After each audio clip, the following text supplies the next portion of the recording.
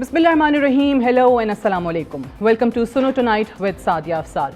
After successful completion of our Takmil-e-Pakistan series, today we are launching our new series by the name of Islam and the Modern World. In first series of Takmil-e-Pakistan, we broadly covered the larger idea of Pakistan, why Pakistan's creation was the only way forward for the Muslims of British India. What key role Allama Muhammad Iqbal and Quaid-e-Azam Muhammad Ali Jinnah played in the creation of Pakistan. Importance of two-nation theory before and after the creation of Pakistan. Why Pakistan and its ruling elite have failed to enforce the discipline of Quran and Sunnah. And finally, we concluded the first spell of our series with a comprehensive documentary on the rise and fall of East India Company and our founding fathers' struggles for Pakistan's creation. However, with the extension of our series, we are here with a new idea, a new theme called Islam and the Modern World. Instead of Urdu, our mode of communication in this program will be English language, with the sole purpose to engage our youth not only in Pakistan but across the globe. It's once again an audience-based show, and as always we have students from different universities in our studio. Our primary focus will be today's youth and why our youth is reluctant to study and follow Islam, and why in the era of social media and technology we are unable to contribute to the society and to the world. In our first program, we will discuss our crisis, the crisis of Muslim Ummah, and raise questions that why Muslim nations around the globe are living in desperate and miserable conditions. Why have we failed to achieve the glory we once had? Either it's Middle East, Africa, or Central Asia, Muslims all over the world are living suppressed lives, and the nations which are flourishing are either those who have accepted the hegemony of Israel or working in collaboration with Western powers. In the last 10 months after 7th October, we saw how Israel committed genocide and actively engaged in the ethnic cleansing of Palestinians. But the Muslim world, either Arab nations, Turkey, Pakistan, or Iran, all nations failed the cause of Palestine. The buck doesn't stop here. Majority of Muslim countries either surrendered before a Zionist state or built diplomatic relations for long-run survival in the region. However, in the recent weeks, region's situation got worse when, on 31st July, Hamas's political chief Ismail Haniyeh was killed in Iran's capital Tehran. Hamas's leader was killed after attending the inauguration of Iran's new president. No one claimed responsibility, but suspicion quickly fell on Israel. However, on the third day of assassination, Iran's Revolutionary Guard Corps clarified that Haniyeh was killed with a short-range projectile fired from outside his guest house in Tehran. The same day, Iran arrested more than 24 officials, including intelligence officers, military officers, and staff members working at the military-run guest house in Tehran. The assassination of Hamas's leader underscores the shortcomings and failure of Tehran's intelligence. The assassination data and precision of high-valued target indicates that not only intelligence failed, but it also indicates that whole of the intelligence and military system installed at the state guest house was hijacked by Israeli intelligence. Moreover, another alarming factor that needs to be highlighted is the intelligence vulnerability to communication and signal interceptions. Intelligence failures also reflect deep infiltration within Iranian Revolutionary Guards, as it was their responsibility to safeguard Hamas's leader. The senior leadership of the so-called axis of resistance, including Iranians, is extremely susceptible to Israeli intelligence operations. Now, coming back to our topic, we, being Pakistanis, are concerned about Ummah's plight and its failures, either it's Iran or any other part of the region. It is evident that we have failed in all fields. We have failed in technology as the Iranians failed to intercept Israeli operatives, and we have failed on moral grounds as well. Media reports now indicate that it's an inside job, but carried on the guidelines of Israeli intelligence operatives. What could be the way forward for us? how can we get out of this mess that we have created for ourselves? This is going to be our topic of discussion today, and to discuss this, we have Mr. Hamza Amir in our Islamabad studio, Director Blue World City and Senior Representative of Takmeel-e-Pakistan Movement. Thank you very much for joining us. My pleasure. And we have Allama Professor Sharjeel Ahmed Khan joining us from Karachi, a versatile educationist and Islamic scholar, lecturer, Government College of Education. Thank you very much, Allama Professor Sharjeel Ahmed Khan, for joining us. And joining us from London, UK, is Mr. Imran Hussain, who is a researcher, public speaker and instructor at Sapiens Institute, currently completing his master's in Islamic studies and a diligent student of Islamic thought with a foundation in Quranic Arabic from Suez University and a degree in design engineering. Thank you, Imran, for joining us. I would like to start with you, Hamza. We saw key intelligence and security shortcomings that led to Ismail Haniyeh's assassination within a Muslim majority country. How do you assess this situation, first of all? Thank you for having me on your show, first of all. I think it's more of a diplomatic failure for us as a Muslim nation, for us as an ummah, rather than, maybe us lacking in technology as well. It did play a part, but I think it is more of a diplomatic failure for us. Ever since the assassination, we haven't been able to raise our voice the way we should have, even, being a part of the OIC justice system and the OIC community, we haven't been able to raise any sort of voice. The international media has not yet covered this assassination, and we haven't been able to label them, the IDF, any sort of terrorist group. They have labeled us and Hamas already as terrorist groups. So why can't we build this narrative that they are the ones who are assassinating our people, and they are the ones who are initiating all the assassination attempts throughout the region as well, and the whole world knows it. So also we have the assets. I guess all the Muslim countries have the assets, but the major failure relies that we do not have unity yet. If we were united, if Saudi took a stand, if Middle East took a stand, if all of the Asian countries took a stand, believe me, I don't think the things would be like this, and we would be failing as a nation, as an ummah, the way we are, and we would have been able to counter this assassination better. And I think he was one of the more important Islamic leaders of the current time. Just he was not the face of the, maybe he wasn't glamorous enough to be a face of the Islamic nation or Islamic leaders. But we always fail to recognize our heroes till the time we have them. We always recognize their value after we have lost them. And even after losing them, we have not been able to, raise any sort of voice because we are not united as an ummah. That is what I feel. And also, when you talk about technological failure, I guess we have 8 universities in the top 500 universities in the world. So, things are very deep-rooted rather than only the end results. We have to build from the foundation. We have to start from scratch. And even if we don't realize it now, when the war is at our doorstep, we will fail miserably. And I think we need to build on technology, and that is only possible through education and development. That's true. So our focus should be that. We have one university, if we are sitting in Pakistan, we have one university in the top 500 universities in the world.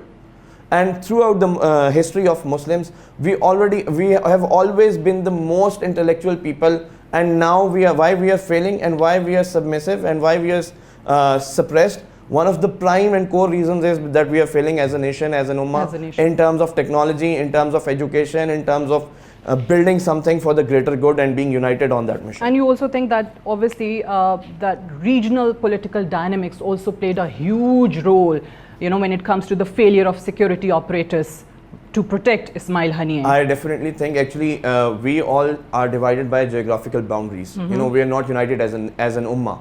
If we were united as an ummah and we had one superior goal, then we would be able to, put all our individual differences aside. All of the Muslim countries have accepted Israel almost now. That's true. On the basis of their own personal goods.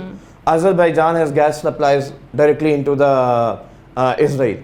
So they have, made you into pieces, and you have accepted them individually on the basis of your own personal interest. Surpassing the interest of the greater good, that is, being united as an ummah. So that is why I guess Right. This also played a right. reason. Moving on to Allama Sharjeel. Obviously, this wasn't the first incident where we saw that Iranian regime and its revolutionary guards have failed to protect a high level or target or a personality. Because I remember in 2020, a nuclear scientist was killed in the same manner, and before that, there was another space scientist poisoned under suspicious circumstances in Iran. And recently we saw the death of President Ibrahim Raisi. But I would like you to touch upon this very subject here, that when it comes to emotional support, obviously we all feel a very strong emotional connection with Palestine. Ismail Haniyeh's death has definitely saddened all of us, Muslims living all across the world. But at the same time, we see that there is a gap between that emotional connection, that emotional support, and practical action. So what do you think are those barriers which prevent us to translate that emotional connection to take any practical action?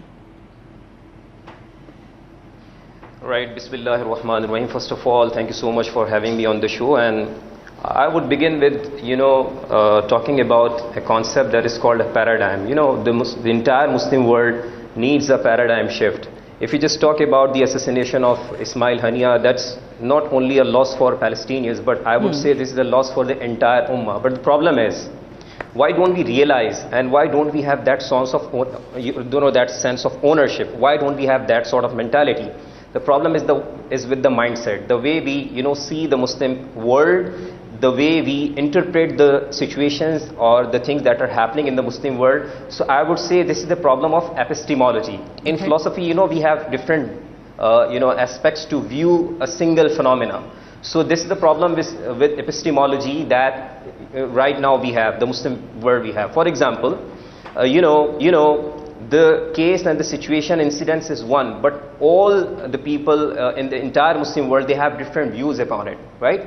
So the need is that they should be viewing this phenomena with a single perspective, and that perspective should be drawn from a hadith of Prophet Muhammad sallallahu alaihi wasallam, and that says that believers are just like a soul, just like a body. So if any part of that system is having any sort of issue or problem, so that should be felt by the entire body. True. So this sense of ownership, this sense of emotion we should have with the entire Muslim world, especially if we talk about the current situation. So the assassination, it marks a challenge for all the people who are living in the Muslim world. And I would like to add one more thing here, that there is a difference between the expectations of the leaders of Muslim world and the people who are living in the Muslim world. So they have different viewpoints. If we talk about the leaders who are leading the Muslim world, so they do not show that sort of feeling and emotion that people right now we have. For example, if you are living in Pakistan, the people living in Saudi Arabia, and people living in Egypt or Turkey, so they have different emotions. They are attached, they are emotionally attached to Palestinian movement, they are emotionally attached to the cause of Palestine, but that sort of feeling is not exhibited. Right. Moving on to London, where we have Mr. In Imran, we have seen many students protesting for Palestine in the West.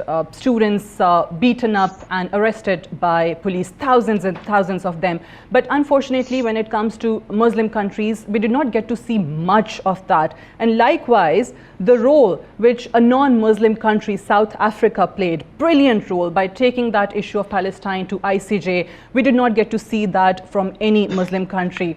Why do you think that we lack, 57 Muslim countries, they lack this unity? What are the primary reasons for a consensus and united action in this regard? Thank you for having me on. So I think this can be discussed from many different perspectives. However, I think one of the key things we need to realize is going back to the ayah of the Quran where Allah says He does not change the condition of a people until they change what's within themselves. Now, the scholars mention that this is from a good state to a bad state, and fundamentally, and also the other way around. And I think we don't really focus on this. I mean, this you can look at this both ways. We can ask the question, well, why there's so many Muslim countries in the world? Why haven't they spoken out against the atrocities taking place in Palestine, etc., with the Uyghur Muslims prior to that, and in other places, parts of the world? Or we can also look at it from bottom up. You know, we can also look at it from the perspective that, okay, how do we change ourselves? Because that has to happen as well. Also, in the words of Iqbal, who you mentioned earlier, you know, he put a lot of focus on the development and the growth of the individual self as a Muslim, to find one's Muslim identity, to relate to that, to develop a relationship, a connection with Allah, which empowers the individual, the Muslim. And then that Muslim goes out into the world and creates change. So I think that needs to really happen as well. And I think we sometimes overlook this. Yes, mashallah, there's been some phenomenal activism taking place in the West, on social media. Even in Pakistan, I've seen some brilliant things. However, I think we have to also focus on that self-development and that relationship with Allah, and then to take that message to the other people. And, you know, I think that's something that's lacking. We don't see Islam as a worldview. And I think that's key. Young Muslims, especially today, we just see Islam as a religion. Most people see Islam as just a religion, as a set of do's and don'ts. That's how we're taught Islam. But I think that shift in perspective needs to take place, that Islam is not just a religion, you know, a set of practices, a set of do's and don'ts, but it's a worldview. It's a way of looking at reality and understanding reality. It shapes the way you function in this world. And until we don't do this, I don't think we're going to see, you know, major change. So how do you change that? If we see our youth today that is not inclined towards learning or study Islam, how do we change that? Well, I think education is key. Like I said, you know, when we learn about Islam, it's through our families and our upbringing. And in most cases, unfortunately, like I said, we are taught, do this, don't do this. You know, you have to pray Jummah, you have to fast in Ramadan. These are all important aspects of Islam. But what Muslims aren't taught, especially young Muslims, is that Islam is a comprehensive system of way life. Of life. And it answers, and it answers all the deep existential questions you have. Who are you? Where have you come from? What is your purpose? Where are you going? What are you doing on this planet? You know, all of these things, Islam gives us the answers. It builds a comprehensive worldview. You know, it gives us the underpinnings for living an ethical life because we believe in Allah. So we have to teach Muslims this. You know, unless they understand Islam in this way and they're educated in this way, that Islam is a comprehensive worldview, they won't appreciate it. You know, liberalism is seen as a worldview. Secularism is seen as a worldview. Modernism is a worldview. You know, atheism, feminism, you know, naturalism, these are all seen as worldviews, you know, that they supposedly answer questions for people. But in reality, they don't. Whereas Islam has the answers to all of the questions we have as human beings about life and about what we're doing here. But we're not taught about these things. That's true. Hamza, you to add, because you're running this movement, Takmil-e-Pakistan movement, how is that helping in this cause? We all saw that Bangladesh, what happened in Bangladesh, and we all know how they achieved what they wanted to achieve. They had a narrative. They are an ideological nation. They separated from us, but they are on a very better track than we are right now. True.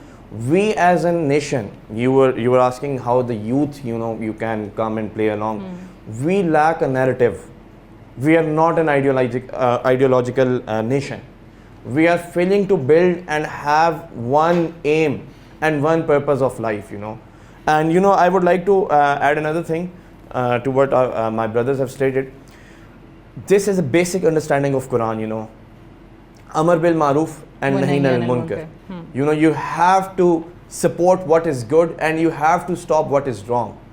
There were several protests carried out across Pakistan, but no one bothered to show up for that. You know, exactly. A huge respect to Senator Saab. He carried out a very big Senator dharna. Yes, Senator Mushtaq Islami, absolutely. And he almost stayed on the road for almost 2 months. But how many people joined him? And students especially, because I'm really disappointed in that role which our students played. But we saw that in UK, USA. I don't even blame our students much. Why? Because throughout our education, we have been bred in our head that all we have to achieve in life is, you know, get good grades, get a good degree, get into a good university, get a good GPA, and then fight the battle of survival. And that is, you know, that is the main purpose of our life. Ke acha kare and achhi naukri mil jaye. True. That's our end goal as a nation. We don't have an idea, we don't have a narrative that we can build upon. So, you know, if we, you know, understand the core values of Islam and core teachings of Quran, we would know that the rest that is supposed to reach us, it will reach us. And we have to just make an effort for it. But we cannot forget about the bigger narrative and the bigger task that has been handed to us by our beloved Prophet, and that has been taught to us in the Quran. So we fail as a nation, we fail as a youth. Myself, I have failed. All of us have failed, I feel. Because we don't have actions that represent that we are a Muslim nation. You know, we should be united, we are not united. In the broader picture, we are divided on the basis of geography, and in the smaller picture, we have too much going on in our heads. All we strive throughout our university life is, we don't want to disappoint our parents. We have to get a good job. We have to, survive our basic instincts of survival that we need to fight on daily, day to day. So I guess this all so our division and there is another ayah of Quran which says, if you are a true believer, you will be successful. True. Agar tum momin ho, tum hi sar buland rahoge. So that is the biggest reflection that we can have on ourselves right now. Are we successful? No, because the basic ingredient of being a mu'min and a true believer is missing from all of our lives, including myself. Right, point well taken.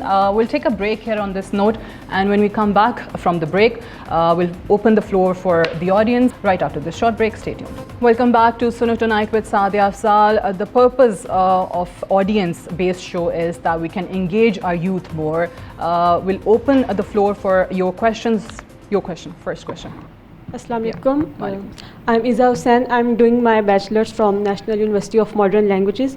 Sir, my question is, what happened? Why our youth is adopting Western culture but not growing in their fields?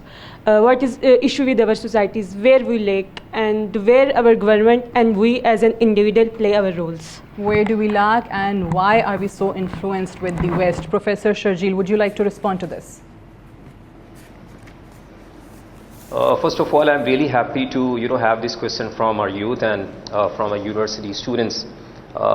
In my opinion, I would say that there is a problem with the mindset. The mindset that was supposed to be a leading mindset, as we had if we just look at the past, right? We had the people like Imam Ghazali, we have the people like Jabir bin Hayyan. These they were the people right from their youth and the rest of their life. They were having two sorts of mechanisms as far as their life is concerned. For example, they were having the knowledge and understanding of Deen, and that served as source of their identity, because they from the beginning of their life at that time, they had a lens to view the world from Islamic perspective. And then they also worked on the sciences that were prevalent in that era. So they were having a combination of both Islamic knowledge, understanding, as well as the sciences at that time. Now what happened then? There was a problem with and that problem, I would say, the bifurcation of Deeni sciences and Dunyavi sciences, the worldly sciences, and then talk about religious sciences. So that sort of bifurcation that led to lots of problems in the entire Muslim world. When we had that sort of division, then we had people like the people are having strong in knowledge in sciences, but they miss knowledge of Sharia, they miss knowledge of Islam, so they don't know about the basics of Islam. So today we have to revive that mentality and that mindset that our forefathers had. So today we have to learn Islam and the teachings of Islam in connection to the application of real life. All right. Second question. We'll take another question for Mr. Imran Hussain now. Assalamu alaikum. I am Kainat Abasi and I am doing graduation from Namal Islamabad. My question is, we have 57 countries and we have failed to support on the issue of Palestine. And where is the problem, and why the Muslim countries accept the Zionist hegemony? Okay. Why do they accept Zionist hegemony? Imran Hussain sir. Yeah, so I think it goes back to the original point that I made, which is, we don't, and what the professor was saying, as a Muslim ummah, the substance, the essence of who we are is not there anymore. And this is a big problem. We see Islam as just a religion, not as a comprehensive worldview. And I think also touching upon the previous question, because it ties in here, which is, why are we impressed by the West? Why do we look up to them? It's one, we have inferiority complexes. Let's be honest. We don't see ourselves as anything significant. We don't see Islam as anything significant. We see the liberal secular West, this paradigm, this worldview, as the pinnacle, as something that we have to strive towards. Whereas, as mentioned in the show, that, if you look at Islamic history, the Muslims were the leaders for hundreds of years. Hundreds of years. The Westerners were traveling to the Islamic worlds to learn the Arabic language so they could access the knowledge that the Muslims had at the time. So what changed? Why? Again, it was because as Allah says, Allah does not change the condition of a person until they change what's within themselves. Something changed. They let go of the ultimate objective, which was to know Allah, to worship Him through our engagement in this world. Allah says, وَمَا خَلَقْتُ الْجِنَّ وَالْإِنسَ إِلَّا لِيَعْبُدُونَ. Allah did not create us for any other reason to know Him and to worship Him. And a part of this worship is to engage in this world, to live a good life, to live a moral life, to get an education, to lead in the sciences, become a scientist, become a professor, become a mathematician, lead in these subjects. Allah tells us, encourages us. Have you not seen the clouds? Have you not seen the camel and how it was created? Allah encourages us to look at the world, observe the world, do the sciences. But at the same time, remember the fundamental objective, which is to know Allah, to worship Allah, to have a relationship with Him. And it's through this relationship you're going to find that inner strength and find your identity as a Muslim. And therefore you won't be impressed by all of it. Because look, just one more point. I think it's important to mention this. We look at the West, we look at secularism, liberalism, all of these ideologies, and we get impressed by it. But in reality, they don't have the answers to the most fundamental questions. What is the human being? Where have we come from? Where are we going? What's our purpose? They have no answers. They'll just make things up. Islam has the answers. It elevates you as a human being. But we don't understand Islam as a worldview, and this is an issue. Third question for Mr. Hamza. Assalamu alaikum, sir. This is Ishaq Khan from National Skill University, Islamabad. My question that, sir, how does political instability affect scientific and technological development in Muslim countries? Political instability, right. You're asking about Pakistan or across the Muslim countries? Muslim. Sir, across the Muslim. I guess I'd like to begin from the example of Pakistan, when there's political instability inside a country, and you see, obviously when there is instability, you will face inflation and you will see price hike and everything going up, and there won't be a system. So when you don't have a system, every youth that is in that country, they would like to have a better future for themselves, and they would like to have a better living standard for themselves. So there are very few people who would love to stay in this condition and fight for bringing a change or revolution in that country. Everyone will take an easy way out, and they'll go to Europe and they'll go to any Western country, and we cannot blame them. They have the right to have a basic necessities in life without having to be tensed over them. So the brain drain can be a very major cause, a very big cause for us failing to develop ourselves in technology. There is very minimal growth for IT industry in Pakistan right now. That's true. Because of the instabilities, because of us being in the grey zone for so long, people not trusting us. So I guess you need to stop the brain drain in the initial phase of your survival, and then we can build on technology and other aspects of the country. So political instability plays a very big part, I guess, in hindrance of technological growth and us developing as a nation. And I feel this is happening across all the Muslim countries. As I mentioned earlier, that there are only 8 universities from Muslim countries in the top 500 universities in the world. Only 8. So how can we as a Muslim nation, as a Muslim ummah, grow in technology or in education? Because we are not building that foundation that we need to build. And I also feel that if we realize one thing, if you decide to go abroad, for example, it will take your whole generation, it will take your whole life to set up a life that you wanted for yourself, that your children should have. That's true. And if as a nation we decide today that Allah has blessed us this country and we have the opportunity to save this country, all it will take is one generation, all of us. And if we unite together and we want to make a difference and we sacrifice our generation, all of us, we can save hundreds of generations who will live proudly in Pakistan. So you need to have this feeling amongst yourself, because in any case it won't be a bed of roses when any of us will be going abroad. So we have to fight this political instability ourselves, no one is coming to save us and no one is going to do it for us. Welcome back to Suno Tonight with Saadia Afzaal. Since we started the show with Palestine issue, any one of you can comment, just closing remarks. We talked about the... You want to ask another question? Okay, we'll take another question from the audience. Go on. All three of you seem to be subscribed to this common belief that the Muslim Ummah coming together would solve the problems of Muslims worldwide. Do we have any historical example of that? Because from what I know, even the nation that the Prophet himself set up crumbled less than 100 years after it was started. So what is there to look forward to when you have all of these like negative examples in mind? Okay. There is a basic saying, united we stand, divided we fall. So, you can build your narrative on this as well. And from the past, even up till 100 years ago, Caliphate Usmaniya, Khilafat Usmaniya declined in 1924. Even till that date, Muslims were known as rulers. And no one would have dared what has happened in Palestine right now and what is happening in Palestine right now back in 1920s or early 19th century or in the middle of 20th century, you can say. No one would have dared to attack our holiest place. Masjid Aqsa is not, it does not belong only to Palestine. You need to believe that it is our mosque as well. And we are equally responsible for saving it as much as the Palestinians are.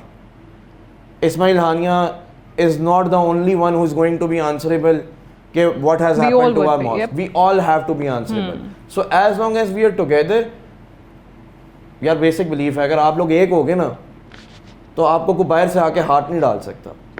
If we decide and if we know for a fact that we are one, I don't think there is anyone who can do what is happening right now in Palestine. So you're talking about unity again, but that is one thing which we do not seem to achieve. So how to overcome? Last comment. Okay, I'll go to Professor Sharjeel and then Imran, your comment. How to overcome this divisions which we are talking about among Muslim countries to present a united front when it comes to Palestine? I would say that, unity comes when you have one vision. If you do not have one vision, you are divided even in your vision. So then, unity is just a dream. We have seen the reward and, the evidence of that sort of unity when Pakistan was created, right?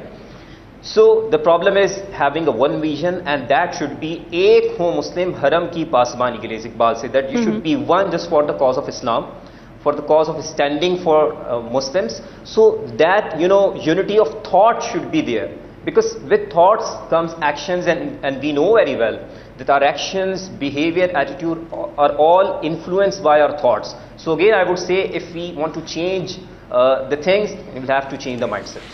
Right. And Mr. Imran Hussain, your last.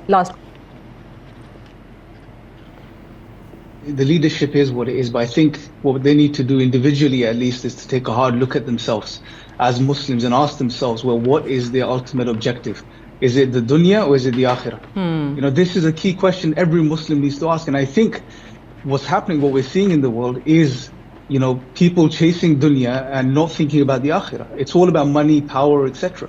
And this is why we see what we see. And this is why ethics and morals are declining as well. So I think, again, there's so much you can do when it comes to leadership, but what you can work on, or what you can change, is at least think about the next generations and yourself. How can you change? How can you become that type of role model, that person that puts the akhirah, puts Allah, puts the Prophet ﷺ first, over money, over power, over worldly gain. This only happens, this can only happen, one, when you take a good hard look at yourself, and two, when you make the intention and have the courage to work on yourself and work on your relationship with your Creator and align yourself with the purpose of your life, which is to worship Allah subhanahu wa ta'ala. So work with yourself. Topic, how can we be united? Why we fail to be united? I think if we have one narrative and we can take it from the ahadith of our beloved Prophet sallallahu alaihi wasallam, that is, the final khilafat will initiate from Khurasan and the forces will come under black flag and join them, even if you have to crawl on ice on your knees. So this ahadith only negates all the geographical boundaries that we have built ourselves. It is for the whole ummah. So if we unite together only on this one ahadith, then maybe we can be ready that if Allah blesses us with the opportunity, we can all be on board with this ahadith and we can work over it together. So you believe that Khilafat is the only way forward for this, right? Mr. Hamza Amir, Imran Hussain and Professor Sharjeel Ahmed Khan, thank you everyone for joining me on the show. That's all for tonight. I'll see you tomorrow inshallah. Good night and Allah Hafiz.